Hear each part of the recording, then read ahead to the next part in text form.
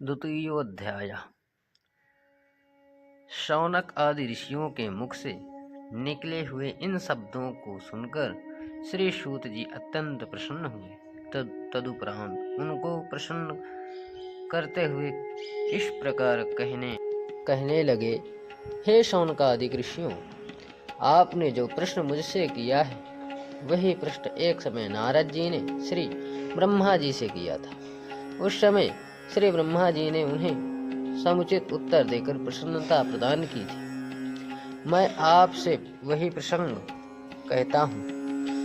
एक बार देवर्षि नारद जी तपस्या करने के निमित्त हिमालय पर्वत पर जा पहुंचे और वहां श्री गंगा जी के तट पर बैठकर अत्यंत कठिन तपस्या करने लगे। उन्होंने निश्चल भाव से सहस्त्रों वर्षों तक घोर तपस्या की। उनकी उस उग्र तपस्या को देखकर देवताओं के राजा इंद्र अत्यंत भयभीत हुए। उन्होंने यह समझा कि नारद जी मेरे इंद्रासन पद की प्राप्ति के लिए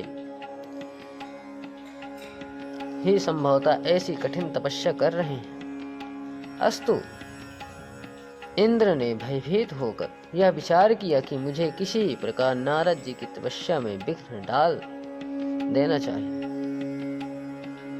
यह निश्चय करके उन्होंने अपने मित्र कामदेव को अपने पास बुलाया। जब कामदेव उनके पास आ गया तब उन्होंने उसे संबोधित करते हुए यह कहा, हे मित्र, तुम्हारी सहायता से मैंने अनेक अहंकारियों के अहंकार को नष्ट किया है। इस समय नारद जी हिमालय पर्वत पर बैठे हुए शिव जी की तपस्या कर रहे हैं। मुझे भय है कि कहीं वे अपनी तपस्या द्वारा मेरे इंद्रासन को न छीन ले। अतः तुम कोई ऐसा उपाय करो जिससे नारद जी की तपस्या भंग हो जाए। सूत जी बोले, हे ऋषियों, इंद्र के मुख से निकले हुए उन शब्दों को सुनकर कामदेव ने उन्हें मनोकामना सिद्धि का विश्वास दिलाते हुए नारद जी पर विजय पाने के हेतु अपनी संपूर्ण सेना को तैयार किया।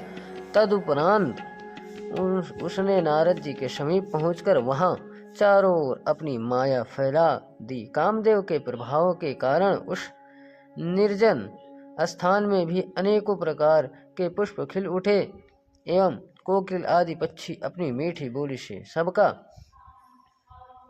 ध्यान अपनी ओर आकर्षित करने लगे। हृदय में कामदेव को जगाने वाली तीनों प्रकार की शीतल मंद सुगंध वायु बहने लगी। अपनी इस विजयनी सेना को देखकर कामदेव के हृदय में अत्यंत प्रसन्नता हुई।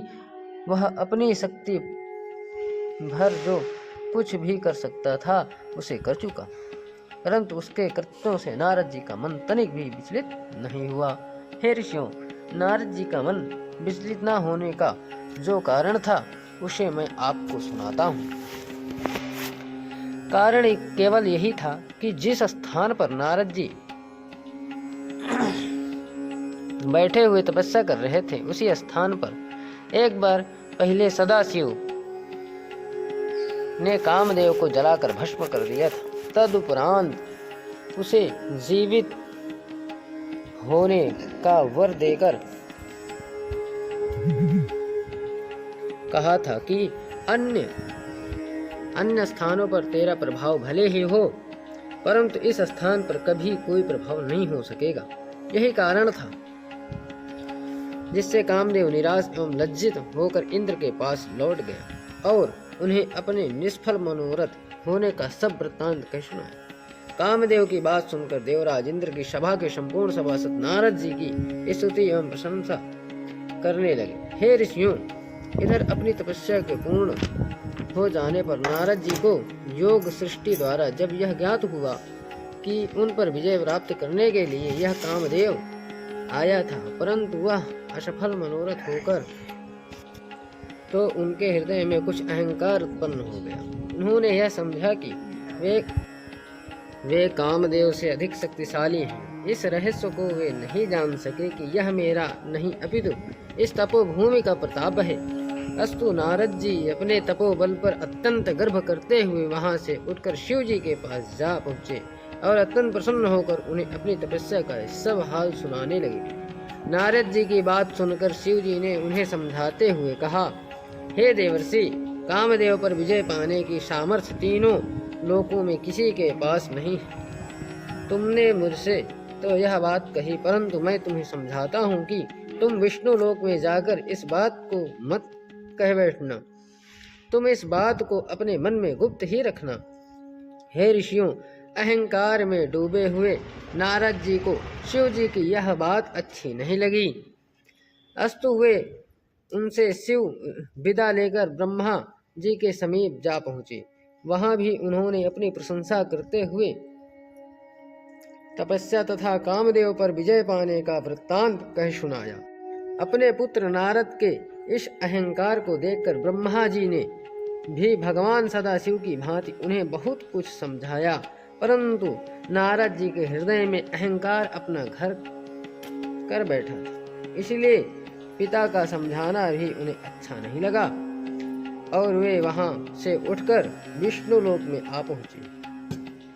नारद जी को आया हुआ देखकर भगवान विष्णु ने अपने आसन से उठकर उन्हें अपने कंठ से लगाते हुए पूछा, हे देवर्षि, अब तक आप कहाँ रहे? यह सुनकर नारद जी ने अपनी तपस्या तथा कामदेव पर विजय प्राप्त करने का संपूर्ण वृत्तांत उनसे भी कह दिया।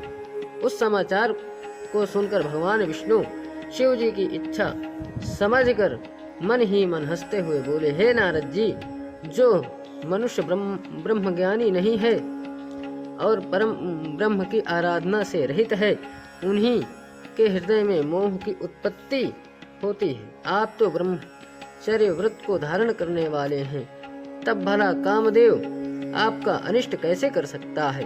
भगवान विष्णु के मुख से इन शब्दों को सुनकर नारद जी और भी अहंकार में भर गए तथा इस प्रकार अभिमान पूर्ण वचन बोले, हे प्रभु, मुझे यह शक्ति आपकी कृपा से ही प्राप्त हुई है। हे ऋषियों, इतना कहकर नारद जी भगवान विष्णु से विदा लेकर चल दिए। उस समय भगवान सदाशिव ने अपने हृदय में यह इच्छा की, मुझे नारद का अहंकार दूर कर देना चाहिए। अस्तु, उनकी इच्छा से जिस मार्ग से नारद जी चले जा रहे थे, उस मार्ग में स्वर्ग के समान सुंदर एक श्रेष्ठ नगर शीघ्र ही बस गया।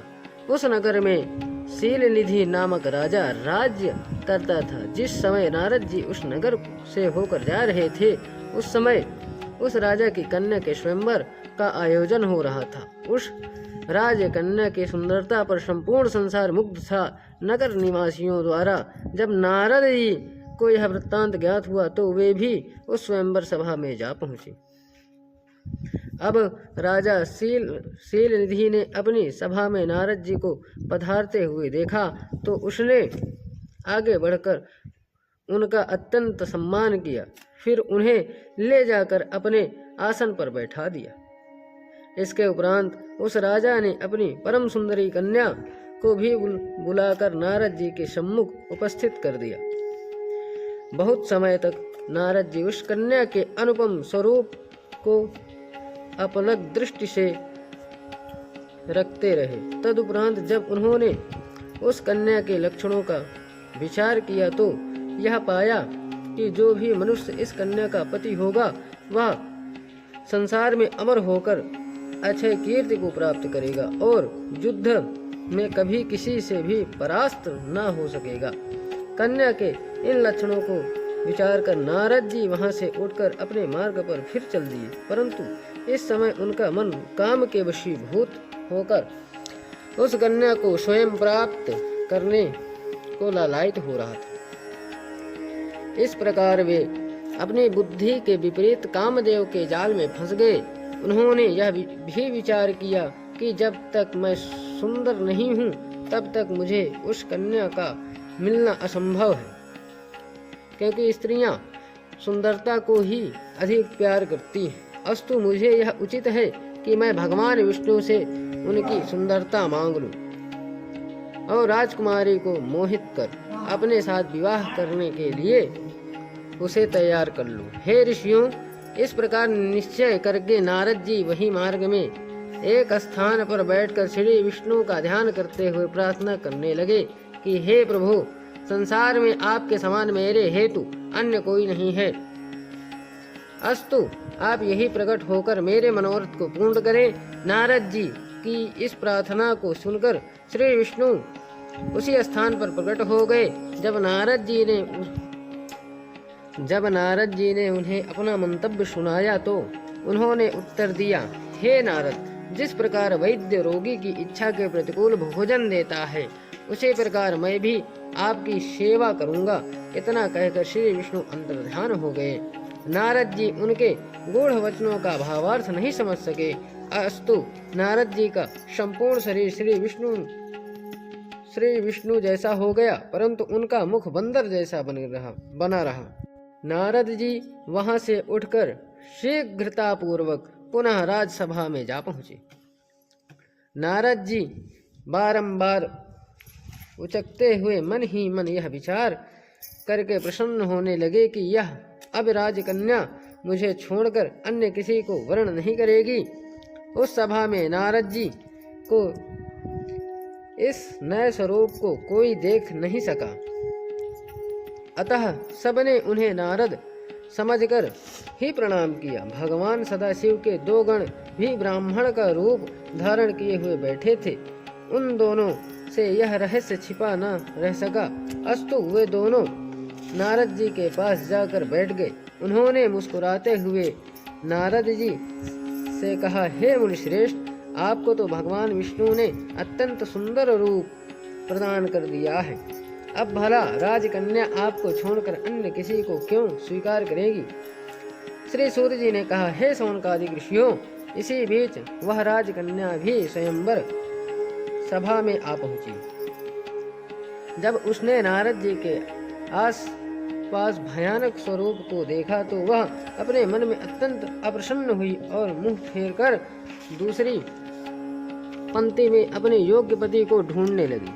इधर नारद जी की यह दशा थी कि वे बारंबार उचक कर चारों ओर से उस राजकन्या के समीप पहुंचने का प्रयत्न करते थे। शिव जी के वे दोनों गण नारद जी की इस दशा को देखकर परस्पर और अधिक हास्य कर उठे। ठीक उसी समय भगवान विष्णु उस सभा में आ पहुंचे। उन्हें देखते ही राजकन्या ने प्रसन्न होकर गले में वरमाला डाल दी। यह देखकर अब सब राजा तो निराश हुए ही देवर्षि नारद जी अत्यंत विलह हो गए। उस समय उन दोनों शिव गणों ने नारद जी से यह कहा, हे मुनिराज, आप इतने दुखी क्यों होते हैं? कृपा करके अपने मुख को किसी दर्पण में तो देख लीजिए।